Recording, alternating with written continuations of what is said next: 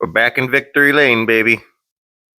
Alex got his first win and brought Black Wolf Motorsports back to the winner's circle for the second time ever. It's been a long time coming for him. I think we've been racing for 5 years now, and this is his first win. So it was a very exciting night for us. Alex got an awesome draw. He pulled a 4. So he started on the pole of heat number 1, right next to Landon. And we were fairly confident that he was going to make the redraw. And he ended up finishing second in his heat, and it was a pretty good race. Ended up drawing a 3 on the redraw, and because Babo drew a number 2, and he had to start 10th anyway, that put Alex starting outside pole, which is the same spot that I won the Hornet Nationals from. It's the best place to start, in my opinion. And Alex and Landon had a drag race down the front stretch, and coming out of 2, Alex just barely squeaked out past them running the high line, and he just checked out from there.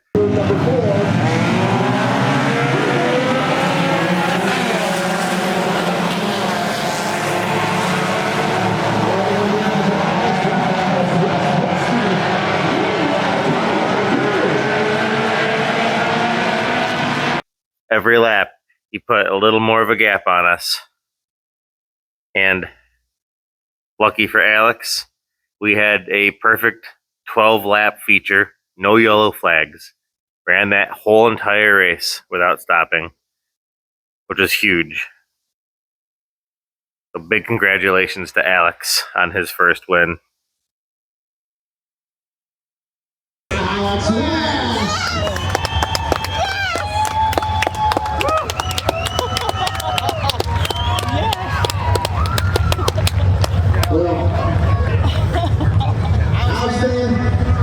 I'm sure it's probably safe to say, was this your 4th or 5th year? 5th year, I'm sure it's safe to say you probably thought that this would come sooner than it has, but you've just been biding your time and just waiting for the right moment. Tonight, I'm happy to be that moment. From all of us here, man, we love to see first-time winners. You're a good guy. We love you here. You support the racetrack every week. Congratulations. I feel I should mention that I have like 40 horsepower on Alex, and there was still no chance I was going to catch him. To be fair, my car still doesn't handle quite as well as I would like it to in the corners, and I am definitely not sending this car into the corners as hard as my old car. But you don't have to have the highest horsepower out there to win races at Lawrenceburg. It really, really depends on the setup and your patience as a driver. And the way we've got this car set up currently, Alex has been very comfortable with it. I mean, you can look back on the last couple of races, and as soon as Alex gets open air and doesn't have to fight for the position he wants on the track, he gains quickly. And that was very evident in the feature when Alex got open air. So when you're considering building one of these cars, because I highly encourage new drivers to this class, I want this class to thrive, and I don't want new drivers to feel like they can't compete with all the fast cars out there. It's just seat time. Get your practice in. Keep your stock engine tuned up the best you can. Or there's a few small mods that I can cover in some other video explaining what you can do to get cheap, quick power out of these things. But you can still stay affordable and be very competitive in this class. You definitely don't need a monster motor, because there are several guys out there that have monster motors and don't do a thing. Speaking of, I guess you could just call me a farmer now, since I love tractor tires so much. I hit the damn tractor tire in turn 3 again. And this is like the 3rd or 4th time. Never in my career have I hit the tractor tire until this year. And I've done it 3 or 4 times. I feel stupid saying this, because it's the same thing I said last time. But once again, I was driving down the backstretch towards turn 3, and I probably should have ripped off one of my helmet tear-offs by that point, because it was getting a little bit glary. But I turned in way too soon into 3 and ate the tractor tire, and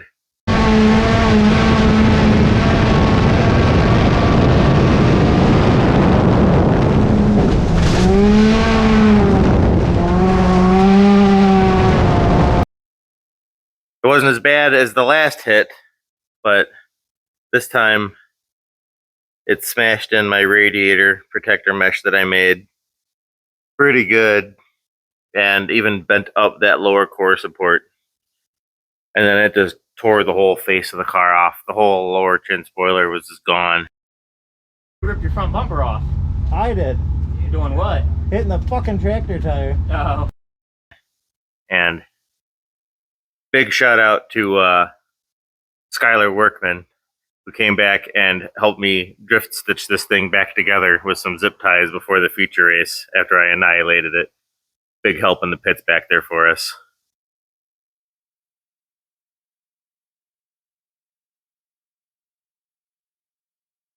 Unlike Alex, I had a crap draw. Again, I pulled a 66, and that put me at the very tail of heat number 2. And again, when we went green, I missed second gear.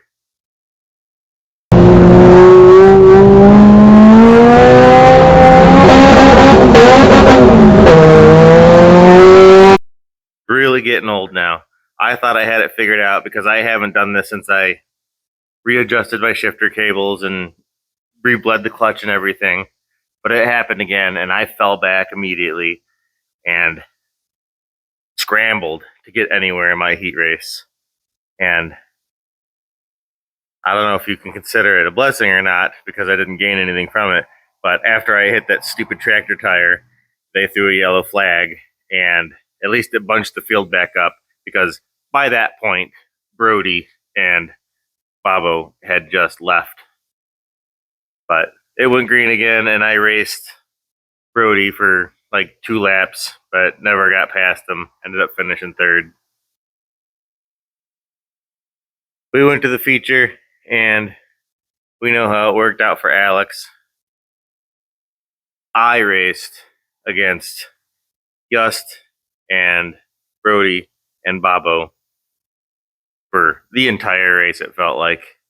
We were just back and forth, and I just barely scooched past Brody, and then he'd come back on the wall, and then Bobo would kind of poke his nose past, and I would get up to like Just's door. It was back and forth. I was mid-track to the bottom of the track, right where I don't want to be, because the lower on the track I go, the worse the car handles and the more it bogs. And that was pretty evident. You can hear it in my back camera audio when I exit way too low and the car would really just drop an RPM and everyone would just walk away from me, and then I'd be playing catch up. I felt kind of bad because there were a lot of corners where I would enter way too low, trying to stay away from the guys running up at the wall, and I'd power through the corners, and then the car would push on exit, particularly coming out of 4, and I would run guys all the way up to the wall.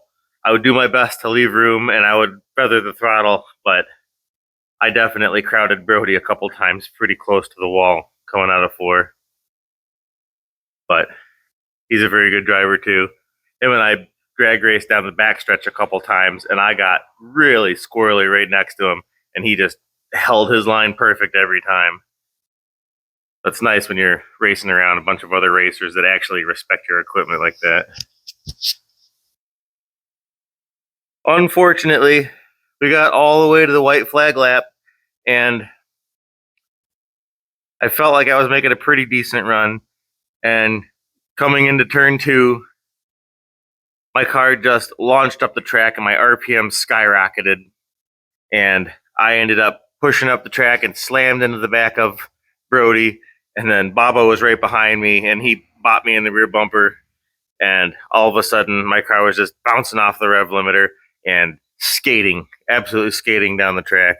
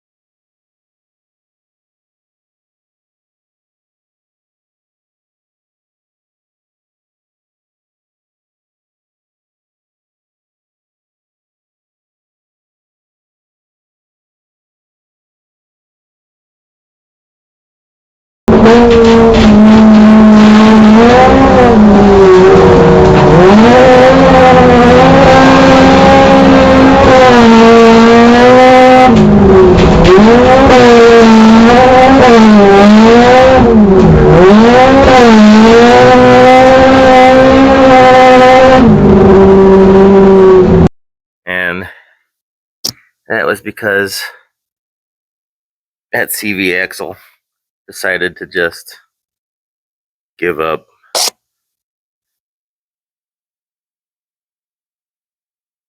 It stayed in the transmission, but I don't know if I can see. It pinched my brake line. Really get a good angle on that. You can kind of see. Yeah, it smashed my copper brake line there. So the pedal went away, and obviously I really couldn't drive the car very much anymore. But I stayed in the throttle, trying to hold as many positions as I could, and ended up finishing sixth, fifth or sixth. I can't remember. I think sixth. But it didn't matter to me.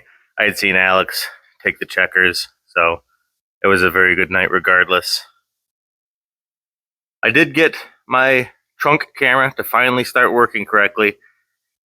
So it's kind of annoying because it's a dash cam that I have back there, and it has a collision detection setting. I don't know if I've mentioned this or not yet, but it basically can tell if you've been in a collision, and there's no offsetting to that. I can only set it to low. And because of that, and because of the surface of that track, everything is a collision. So it kind of cuts up the videos into a bunch of little snippets and ends up missing a few moments here and there. But I did get quite a lot of good footage out of it, and I might stitch some of those together and share with you guys just to see if it's interesting enough to keep posting them. But other than that, it was a pretty good night. We got shuffled around in points, and I need to do something really good this next race if I expect to ever make third again in points. I think Alex bumped me down to 4, and I'm barely there. I think he's ahead of me by like 35-ish points, and I think Brody is right behind me by 30 points. So this next race is going to shuffle a lot of positions. But we don't race next Saturday. We've got 2 weeks before the next one, so I can ignore these for 2 weeks and work on everything Friday night before the next race. I joke about this, but statistically speaking, it will probably happen that way. Unless the weather cools off and I get home from work and I actually feel like coming out here and working on them. I still haven't even cleaned them yet, but the track was in a pretty good shape. I mean, Alex's car is pretty clean because, you know, there was nobody in front of him, which is pretty cool. But aside from adding another 1,000 stitches to the front of my bumper to resecure that more and replacing my right front axle, I feel that my car is a little closer to how it should be cornering. It's still a little bit loose, but that is also due to how I was throwing the car into the corners because I was so worried about it not turning on its own. But it's definitely tighter than it was the week before. I changed my rear stagger by quite a lot. I'm running the largest tire I ever have on the left rear, but this is also to counteract the fact that I'm also running the largest tires I've ever run on a race car before. So I still also have not got the wide tire setup figured out up here because there's missing paint in several spots. This tire's touching in a couple spots. I don't know if I'm going to pick up a lot of it. That tire's still touching. I added a bump stop to this side. I've changed my setup on the right front 3 times this year, just trying different things and to see what I like best. And on this car, the softer setup on this right front seems to be working pretty good for me.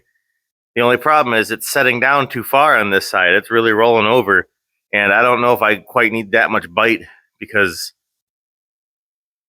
when I'm actually driving sane, the car doesn't push, which I guess is rare enough on its own. However, even after adding a bump stop to this side, it's still bottoming out. So I don't know if the width of this tire is a sustainable thing. I'm not sure how much more I'm willing to cut out to make that tire work. I may actually try a narrower tire for next week. I also seem to be touching back here with the rear tire. You can see all that yellow paint there where it rubbed the black paint off. That's a little piece of advice to guys trying to figure out if their suspension setup or their tire setup isn't rubbing, is to fully paint everything before a heat or before your hot laps, and go out there and throw the car around and then come back and look and see if your tires have touched anywhere. The fact that that right front tire keeps making contact with metal, well, either of these tires on this side, that is drastically changing the direction the car is going in the corners against my will. And I definitely don't need any more help with this car being out of control. But I'll put a little more thought into that setup. Maybe talk to a couple more guys and see what else they have for input on what I should be changing on this thing. And hopefully we'll have a pretty good last race. It's September 16th, I believe, is the last race. That's Night of Champions for us.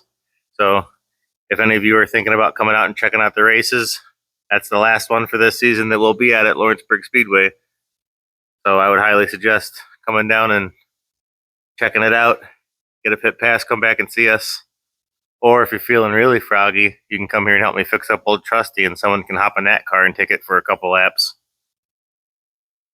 I don't think it needs too awful much. But once again, pretty happy that we've got 2 cars to bring back home to take out for the next race. Nothing too significant to do to them. We'll get it knocked out, and I'll probably make another update video this week on a few other topics that I would like to touch on. I actually recorded a whole series about the oiling systems in these Ecotechs when I put together my new motor there, that we're still working on getting spliced together. So you can look forward to that sometime soon. We'll see you in the next video.